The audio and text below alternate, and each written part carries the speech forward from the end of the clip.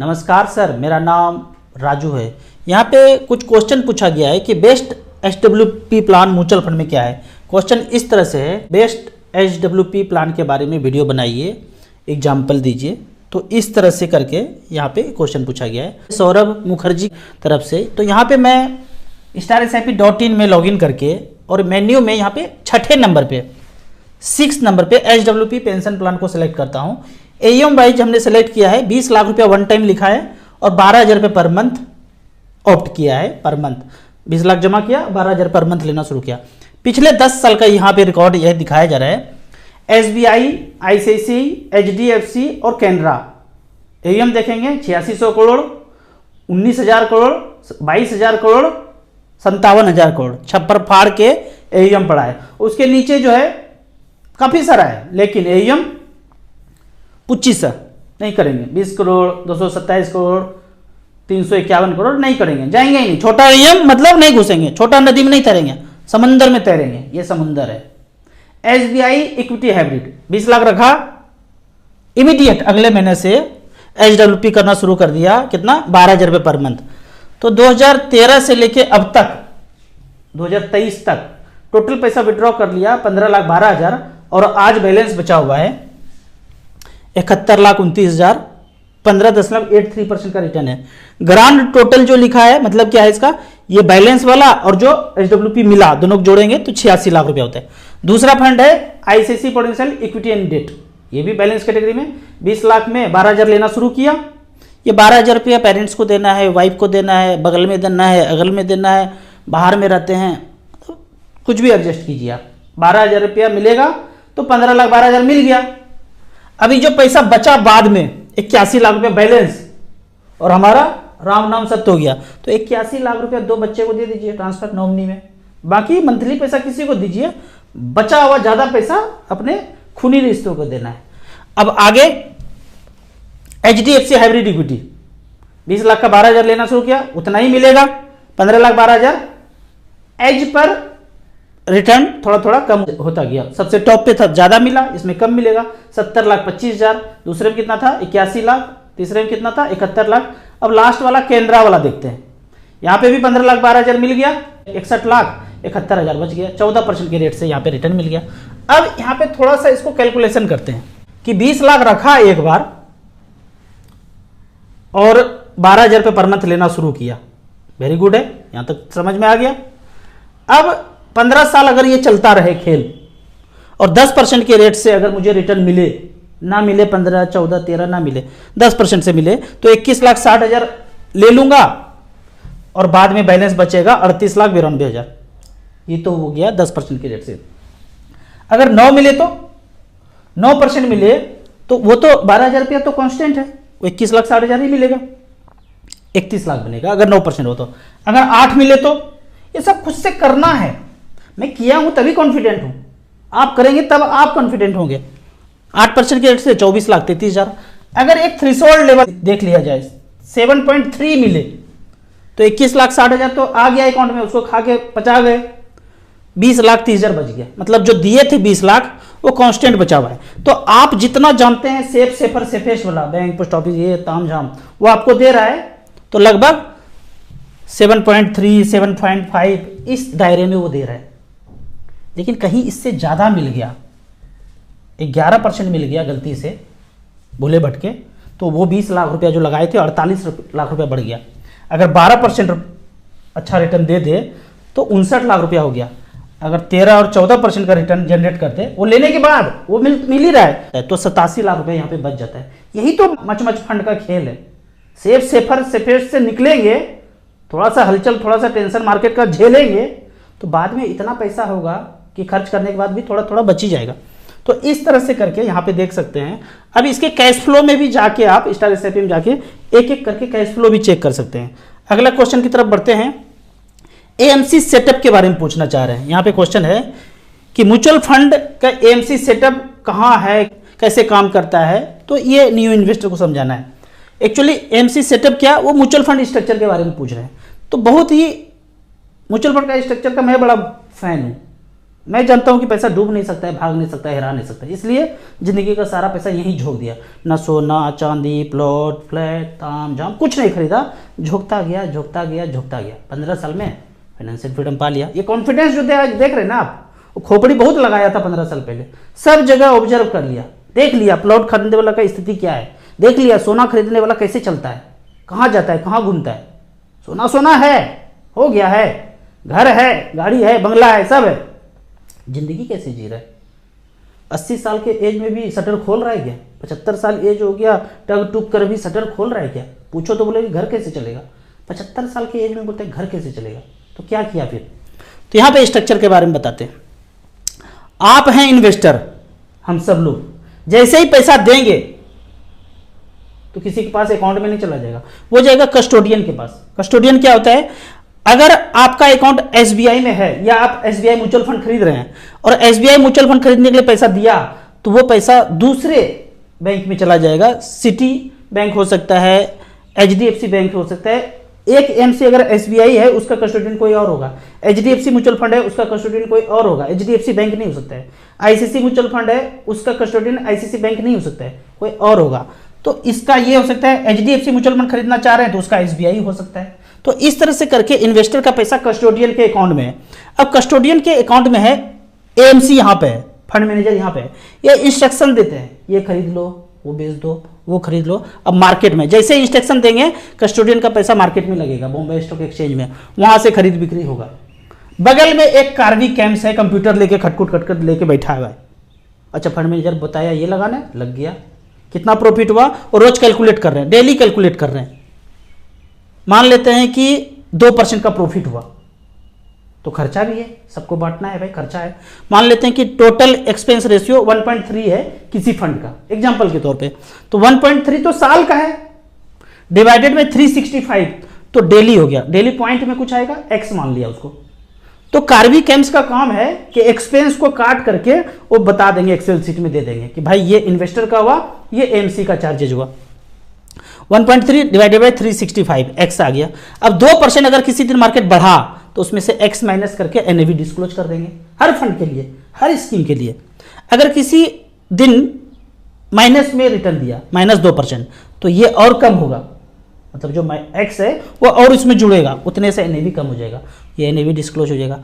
अब जब पैसा रिडीम करेंगे, इन्वेस्टर रिडीम करेंगे, तो वही कस्टोडियन के अकाउंट से सीधा इन्वेस्टर को आ जाएगा, कस्टोडियन के अकाउंट से सीधा इन्वेस्टर को हो जाएगा। आप कहेंगे कि म्यूचुअल फंड भाग जाएगा, डूब जाएगा, हेरा जाएगा। अरे भाग जाओ भाई, तुम म्यूचुअल फंड हो? हाँ मैं म्यूचुअल फंड हूँ। मचमच फंड भी तुमको बोलता है कोई? हाँ बोलता है, राजू भैया बोलते हैं हमको मचमच फंड। हमको भागना है, भाग जाओ बेटा, पैसा तो यहाँ पे है, क्या लेके भागोगे? भाग गया। मैं डूबना चाहता हूँ, डूब जाओ, पैसा तो यहाँ पे है। मैं हिराना चाहता हूँ, हिरा जाओ, पैसा तो यहाँ पे है। तो इसीलिए भागने, सहारा भी खत्म हुआ, लेकिन बेटे का पैसा कहाँ पे है? कस्टोडियन के पास, तो खत्म नहीं हुआ। भागना है भाग जाओ, डूबना है डूब जाओ, कस्टोडियन के पास पैसा है, इन्वेस्टर सुरक्षित है। हाँ, इन्होंने जहां पैसा लगाया, जहां पे झोंका, वो मार्केट में कंपनी ऊपर नीचे हो रहा है बाबूजी, तो आपका पैसा भी ऊपर नीचे होगा। आगे बढ़ते हैं कि तीसरा क्वेश्चन है कि एसआईपी 1000 रुपये पर मंथ का कर रहा हूं। यहां पे क्वेश्चन है ये, टॉप अप करना चाहता हूं, मुझे एसआईपी के बारे में किसी और से पता नहीं चला, आपका वीडियो देख करके ही सब कुछ पता किया, ठीक है। अब इसमें टॉपअप करना चाहते हैं, अपना नाम भी बताए हैं, नाम है इनका धर्मेंद्र कुमार मांझी, जमुई बिहार से। अब यहां पे पूछना चाहते हैं कि बीच बीच में टॉपअप करना है तो कैसे करें। अब यहां पे आपने फंड का नाम नहीं बताया है, आपने बोल दिया निपॉन ले लिया, मोतीलाल ले लिया, ऐसे नहीं बोलना है, आपको फंड का नाम बताना है।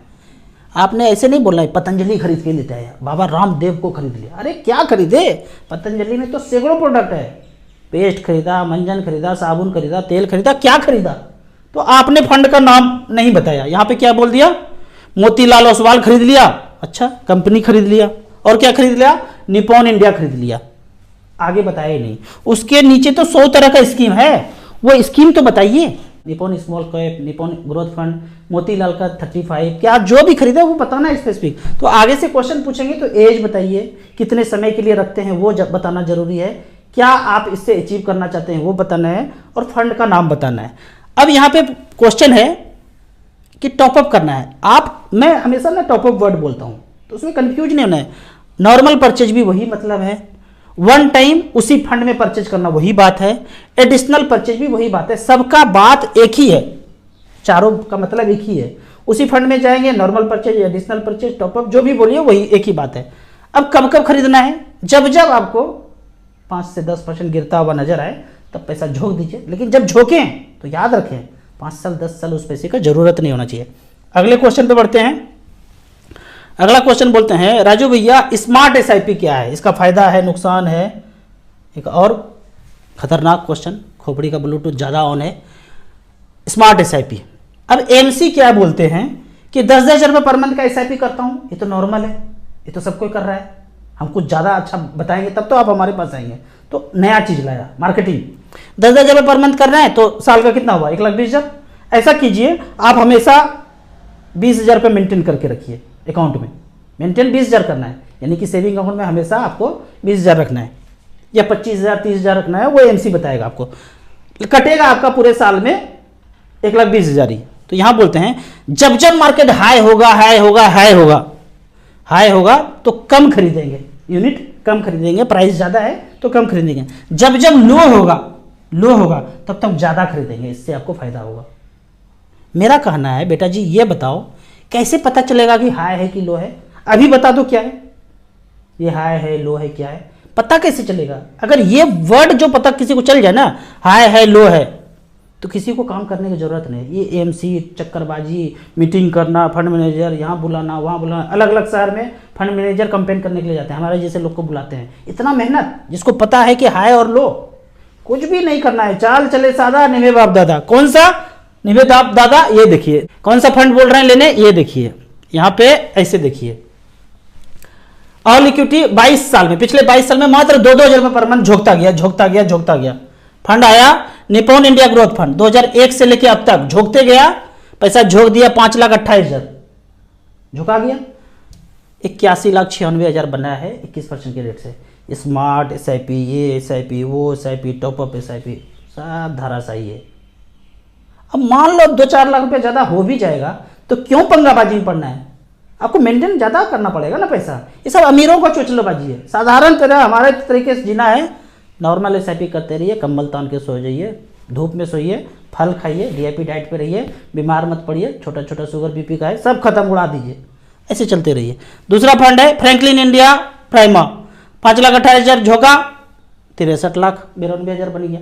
क्या दिक्कत है? 19% का रिटर्न मिला है। फिर 19% का एक और फंड है ICICI Prudential FMCG fund, ICICI Prudential technology fund, HDFC flexicap है, मेरा फेवरेट फंड है। 5,28,000 जमा किया, लगभग 59 लाख रुपए बन गया। इस तरह से करके झोंकते जाना है, जिसमें एईएम ज्यादा है। नीचे वाला देखेंगे, नीचे वाला सबसे नीचे कौन है? वही होगा जिसमें एईएम कम है, 177 करोड़, रिटर्न 10%, चलो बैंक से अच्छा है। 34 करोड़ टॉरस का म्यूचुअल फंड का 10%, कौन सा fund? Taurus large cap blue chip. LIC flexi cap, AEM 420 crore, बिल्कुल नहीं जाना है, नंबर पे ही कतरा है।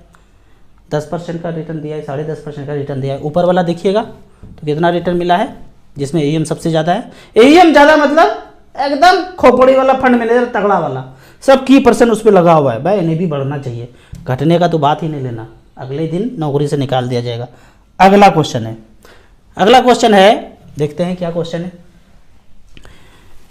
कि अगर प्रोबेबिलिटी हो जाए कि इंडियन स्टॉक मार्केट जो है जापान की तरह बिहेव करे तो हमारा कैसे पैसा क्या होगा? पिछले 20-25 साल में यह क्वेश्चन बहुत पूछा गया है, जापान जैसा हालत हो जाएगा तो क्या हो जाएगा, ये क्वेश्चन है।